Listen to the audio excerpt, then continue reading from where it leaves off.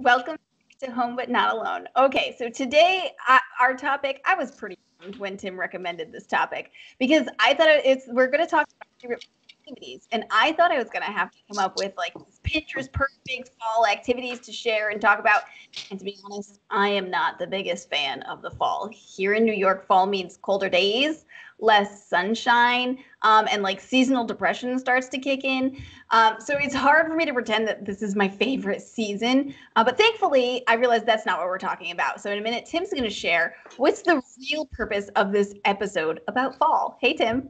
Hey, Sarah. Okay, so I've been meaning to bring this up for a little while. Um, you know how, say, like a 3 or 4 year old, they are constantly doing the why for Yes. anything. You give them an answer, they ask a follow up. You give them an answer, and Constant. it just builds upon it, never ends.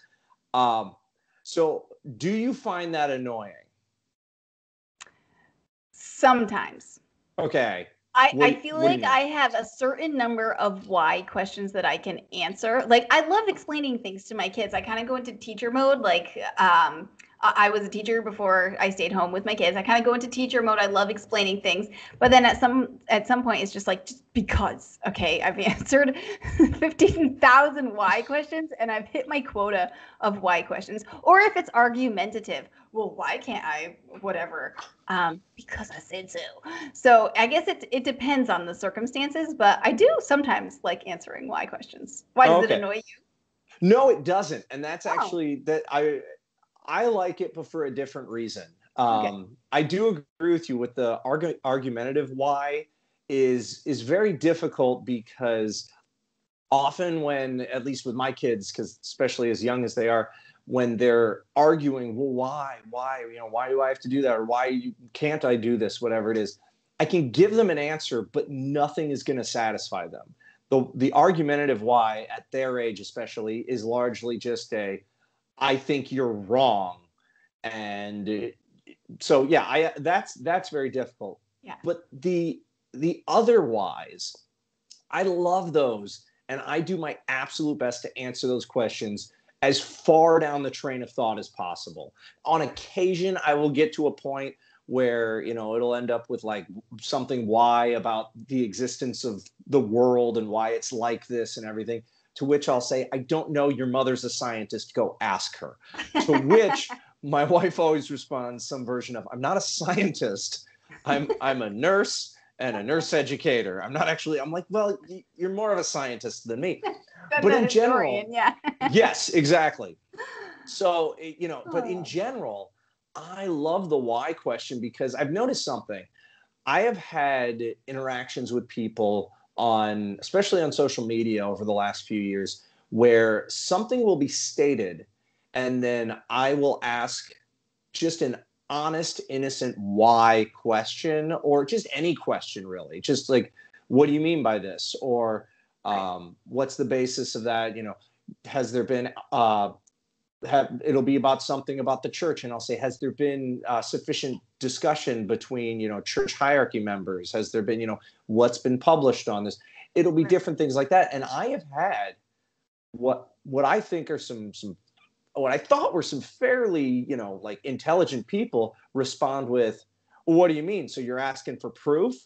And I'm like, no, I'm asking for what the foundation of your statement is, so Right. that I can then fully assess the statement. Right. Or, I'll You're just different looking things for like that. understanding. Like you're not looking to be argumentative. You're looking for understanding. Exactly. Thank you. That's exactly what I'm trying to say. Thank you for reading my mind, or at least interpreting my crazy thoughts. Yeah, no problem. Um, but I think that we really have that as an issue in our world, of where we're so on edge and defensive that any sort of question that comes our way, we take as argumentative. And I think there are a lot of argumentative people out there.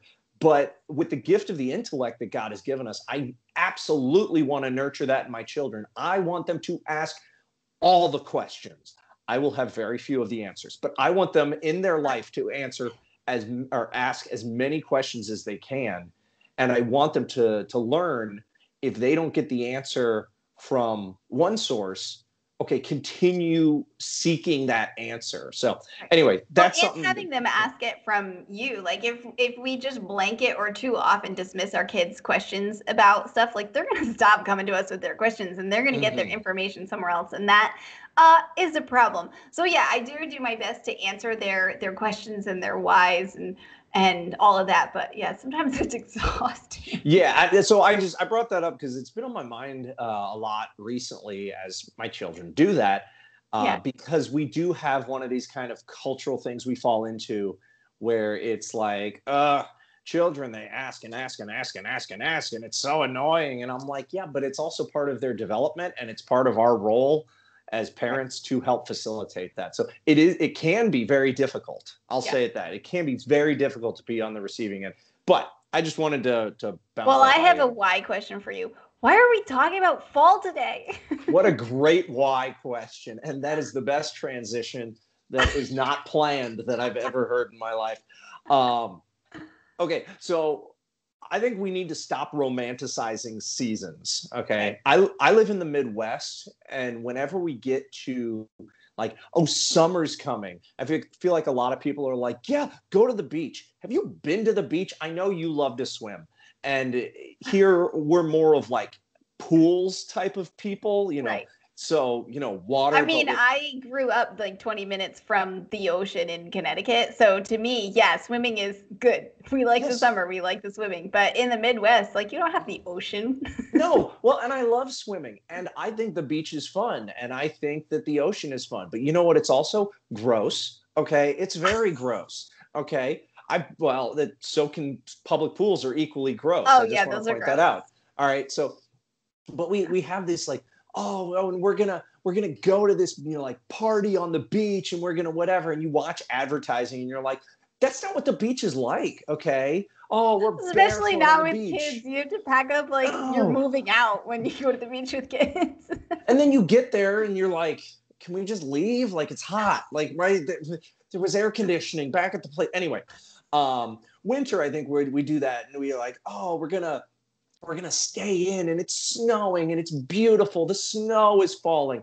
You know what happens when snow falls? Ice also falls. Okay, and not all the time, but some version of that. Like, that's just Yeah, okay. frozen water falling down on the road, damaging things, making, a lot of people are like, oh, and then you get your, unless you're homeschooled, you get your snow days, and you get your, oh, can't go into work. And I'm like, I'm married to someone who works at a hospital. She's going in no matter how dangerous the roads are. So Right. we romanticize these seasons, and I've noticed it happens mostly with fall. It happens Okay. almost exclusively, and I think it's because we're all so hot all summer that when suddenly it just gets a little bit cooler, we're like, oh my gosh, it's just, I've heard it described like this. People think New Zealand is beautiful because it's like a 20-hour flight to get there. So when you get there, you're just happy you're anywhere, and you don't realize that. You're just like, this is beautiful because it's not the inside of a plane. So, fall is not the LL Bean catalog. Okay. It's not Okay. like we had a stone fire pit in our backyard for a few years, and we recently got rid of it because it was falling apart, and I was sick of repairing it. And also, Okay. I'd rather have more backyard for my kids to run around in. And every year I'm like, we're gonna have a bonfire. No, we weren't. We never did. We had kids. Okay, we didn't have some sort of bonfire. Well, let's have friends over, and they'll come over after dark, and we'll have a bonfire. Again, friends aren't coming over after dark. Kids, okay, they're in bed. We're going to Put those bed. kids in bed. No kids running around near a bonfire. What is The, this? well, exactly. So, we think, I think, fall is a lot more about shorter days. Kids are back in school, and all the difficulties, especially this year, of dealing with that. Yeah. The ground is just wet. It's just, I'm not recently, because for us, we've been going through a drought, but in general, I feel like the ground it's just wet. It's just always wet. And I'm like, what happened? Where did this, I'm not going to wear, women are, well, let's wear our nice boots out. Why? They're going to get muddy. Okay. Don't do that. Why does every man own this shirt? Okay. For those of you listening to the audio version of this, I'm wearing a button down plaid collared shirt, long sleeves, but almost every man owns this shirt for some reason, and we all wear it with jeans. Okay. And we wear, anyway. So I think we got to stop romanticizing seasons. Am I too strongly opinionated on this? Probably. But I think we have Okay, to well, stop doing that. I agree with you because, like, okay, Pinterest fall, like, there's leaves on your table. Like, why do I want leaves on my table? Or, pumpkins in my house where they're going to rot. But Bugs live in leaves. Bugs live in leaves, and they crawl out of the leaves. Anyway. Okay, so here's the thing though. I don't really like the fall because, like you said, the cold weather is coming and the snow is coming. But I've been reading and thinking about, especially as we're coming into fall here, you know that psalm that goes like, sleet and snow, bless the Lord, cold and rain, bless the Lord. Do you know that psalm? It's really I've heard it. It's annoying because you're praying through it and you're like, what the heck? But like, it's really a good point because I was reading Trustful Surrender to Divine Providence, and it's talking about how we do need to learn to surrender everything in our lives to God and recognize that everything that happens to us is God's will, including the weather, even when we don't like it. Okay, so I don't like that fall comes and ruins my beautiful summer, but I have to deal with it. And so, all right, cold and wind, bless the Lord. Let's figure out how to get through this fall in a realistic way. And like hold on to our sanity and just enjoy it the best that we can. And I think that is what this episode is about for me. Sure, why not? I mean, Sarah, there are things I like to do in the fall. Well, tell us some of them. What do you have? I like baking apple crisp. I love to bake apple crisp, but it doesn't really seem appropriate in the middle of the hot summer to bake a hot apple crisp. So I don't go apple picking, but I'll go get my apples from the store and I'll bake an apple crisp because it seems like a fall thing to do. Yeah, my wife has already been getting apples from the store and making homemade applesauce. And that's one of those things that, it's like heating up the house in the summer is horrible. And again, I think that's another one of those where like it's been hot for so long. Oh, now it's cooler. Hey, we can do these things that we almost feel deprived of for months at a time. So, and homemade applesauce is way better than applesauce from the store. Put a little cinnamon in it. You don't have a strong opinion on that. I don't have a strong opinion one way or the other. Any kind of baking to keep the house warm in the fall is so satisfying. And drinking tea, lots of tea, extra tea, or hot chocolate. Yeah. Those are good. Those are good. They are.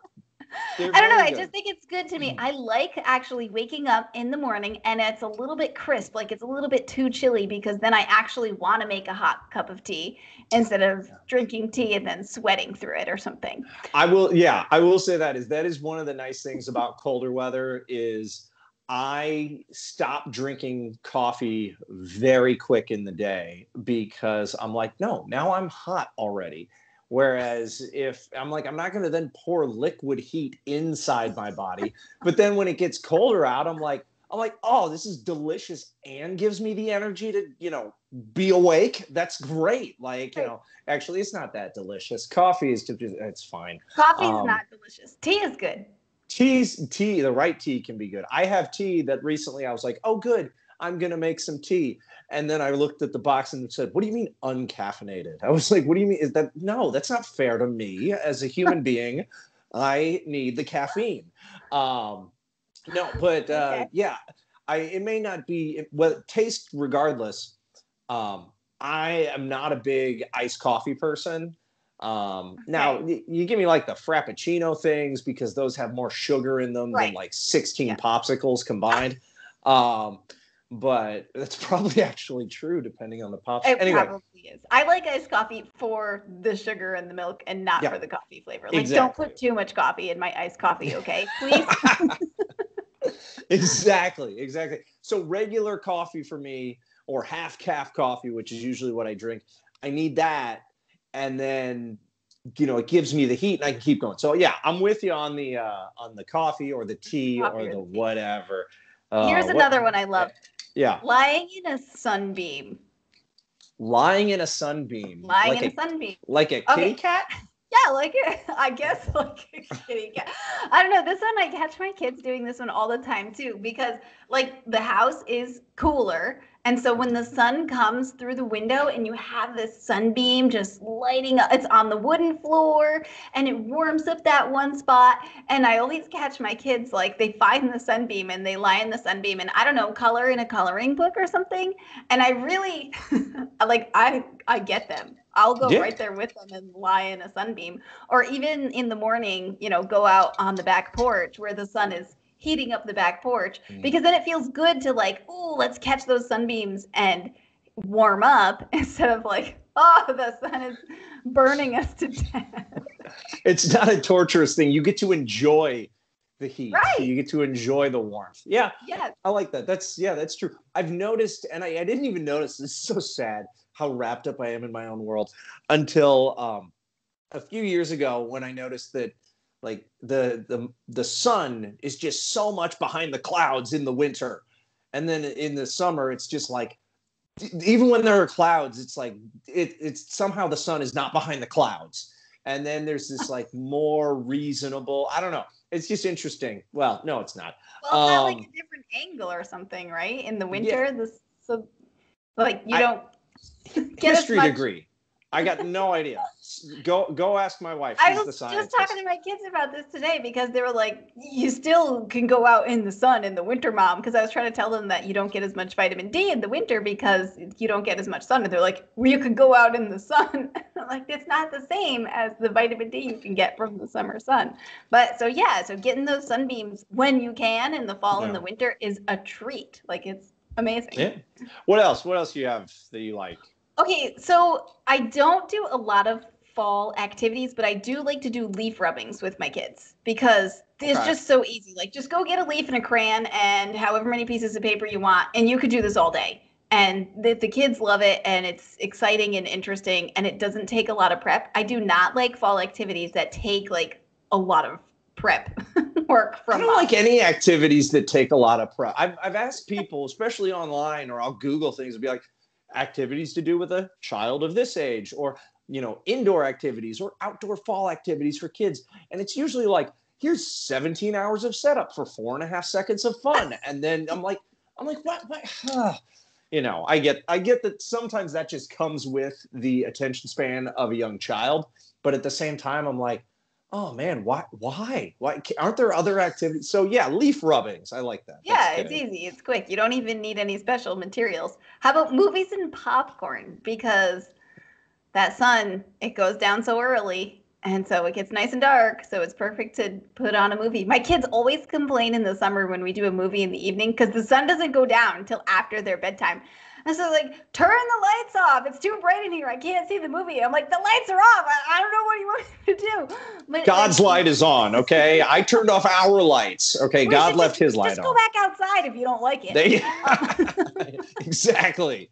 But then in the fall, like it's dark earlier, so they actually get to enjoy a movie. And we have a projector screen, so it's almost like going to the movies. You put a movie and do popcorn and projector screen, and it's a nice treat. Yeah. And especially if a movie scene is darker, some movies they are really made for watching in the dark. They're not made, So, no. Do you have any more? Last one. The one thing that I actually really look forward to every fall is the Guardian Angels Feast Day. When is that? October 2nd.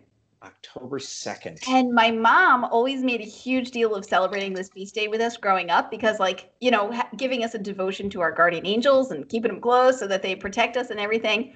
And she'd throw this big party, and she had these fancy placemats, and we'd have angel food cake and do like a craft or whatever. And I absolutely loved it. And so I continue to celebrate it because I love it, but also, for my kids' sake, because it's just good to have one of those feast day parties. But this is like one of our big feast days every year is Guardian Angel Feast Day.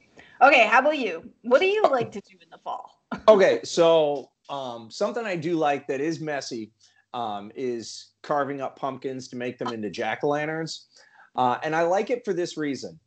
It's one of those family traditions that you just grow up with. We have pictures, my mom has them still, of us as little kids. And, of course, one of my parents draws a face on the pumpkin, and then my dad would slice out the face and cut out the top. And then, of course, we got to scoop out all the inside parts, which was, with our hands, which was great. Oh, I thought it was fantastic. And this year, we haven't been doing that sort of thing with our kids because they've been too little. But my wife, Jess, decided this year, she goes, yeah, we should do that. And I was like, great. That's been a family tradition of mine for many, many years. Now, of course, it's messy. And of course, I don't know. I guess that's all I have to say about that. So what's the secret to the pumpkin not rotting as soon as you've carved it? Because I've carved pumpkins with the kids and then like you put it out on the steps or whatever and then it's like it just rots and it's disgusting. I don't know. I'll let you know. How quickly does your pumpkin suddenly rot? And like 5 minutes, 5 days? What are you talking about? Like, I mean, it could be days. Maybe I'm just not paying attention to it, and all of a sudden I look at it again, and it's been like 3 weeks, and the pumpkin is rotten. Like, I don't know, but it rots out there, and then it smells bad. I bet it's longer than you realize. When I was in parish youth ministry, I didn't want to do pumpkin carving because liability, but I did want to do fun pumpkin decorating things. So, I would just be like, here are pumpkins. Find anything in the youth room, decorate your pumpkin. And of course, sometimes they'd be like, look, we found 30 pencils. Let's jab 30 pencils into this thing. Now, of course, what does that do? Kids are great. Oh my gosh, it was hilarious. And I think one year they made me and they were like, see, no, it's bald. And then they put a beard on it and stuff like that. It was pretty funny. And then I left them in the youth room. And then I didn't check on them for a little while. And then I'm like, oh, I can see the top of this one's clearly caving in. So I think it's longer than you realize, but when they're done, they're done. They're pumpkins or whatever, I guess. Yeah. Another thing I actually do like about the fall is going to sleep earlier because I struggle with falling asleep. I hear from parents all the time. I mean, I'm sure some parents out there really do struggle to fall asleep, but I've heard from parents all the time. They're like, I'm so tired at the end of the day. I just crash. As much as I try to sleep well and I try get up early with the kids and I do a lot through the day, I'm a night person and it's hard for me to sleep. And I've just got a little bit of that insomnia going on. I've had for a long time. And when the sun just starts getting a little bit earlier, that melatonin kicks in just a little bit sooner and I can go to sleep at a reasonable hour or even early, which is helpful for the next day. Now, like you said, there is that whole seasonal affective disorder. So it's like, all right, well, the early sunset is not necessarily, everything's great because of that. So there are pros and cons to it. But in regards to being able to fall asleep early, that I take as a win. That's time. Always a good thing. Sleep is a good thing. It is. I like, I mean, this is a cliche, but I like the changing colors of the leaves, mostly because now as a parent of little kids, even just today, I pointed to one of my kids was upset and I pointed to a tree. We're driving in our minivan and I pointed and I said, look, that tree is turning red. And it immediately was like, nobody was upset before. Like it had never happened. The upsetness was just gone. It was like, oh, whoa. Wow. Yeah. I'm like, yeah, like that, seeing that through my kids' eyes, just very cool. Yeah. And now that my neighbors took down the biggest tree covering our yard, yes, we lost some summer shade, but we also no longer have to clean up a lot of leaves because we have very few leafy trees in our yard or around our yard. So that's great. Another one. I am always excited. I love yard work. Like it gets me out of the house. It gets me exercise. It's something that is simple that I can take pride in. It's just kind of my thing, around the family, whatever. But I am also always happy because I take care of my yard and my mom's yard. And I get to a certain point in the fall and all of a sudden I look around and I'm like, I just freed up like 6 or 7 hours a week, maybe less than that, maybe 5 hours a week. It depends on what's going on with the yard and with going, both yards. So anywhere between like 3 and 7 hours a week of yard work, not just grass cutting, but yard work in general, I suddenly have available. And there are days when mowing a lawn and it's like, well, it has to be cut today. Okay, well, it also is 100 degrees and the humidity's 4,000,000% or something, but you have to do it. Yeah. So right.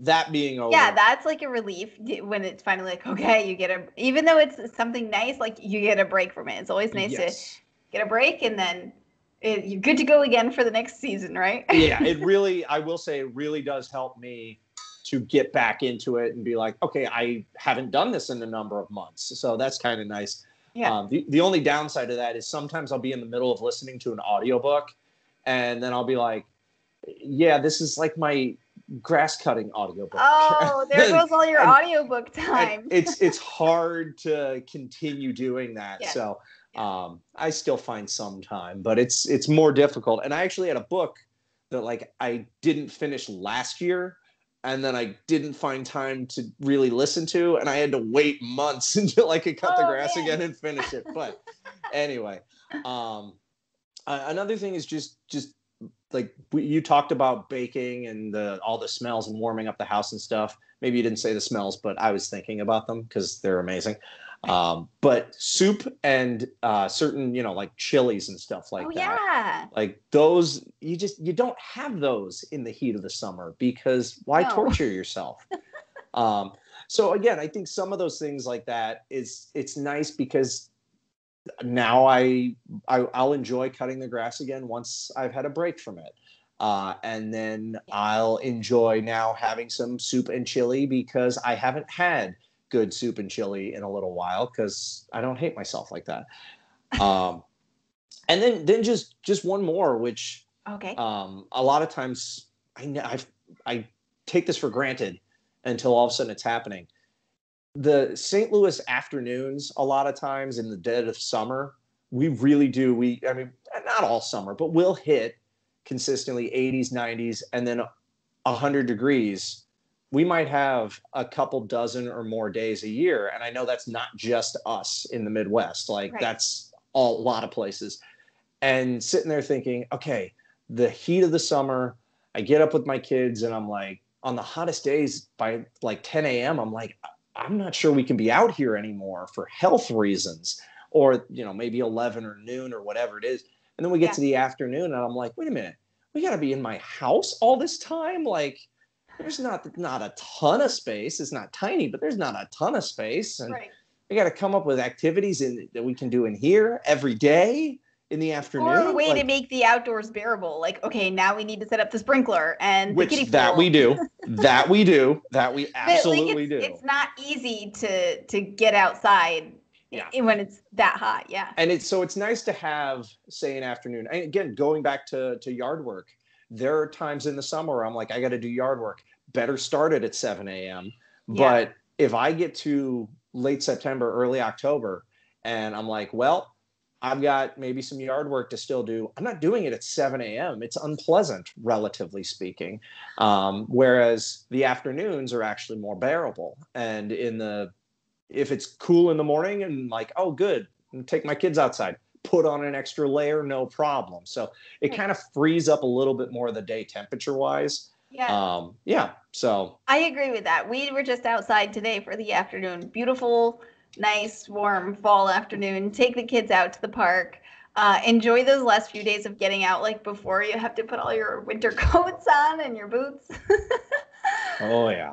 Okay, so make sure you guys let us know, like, what are your favorite fall activities? Because those are some of ours. Those are the ways that we enjoy the fall or get through the fall or whatever it takes.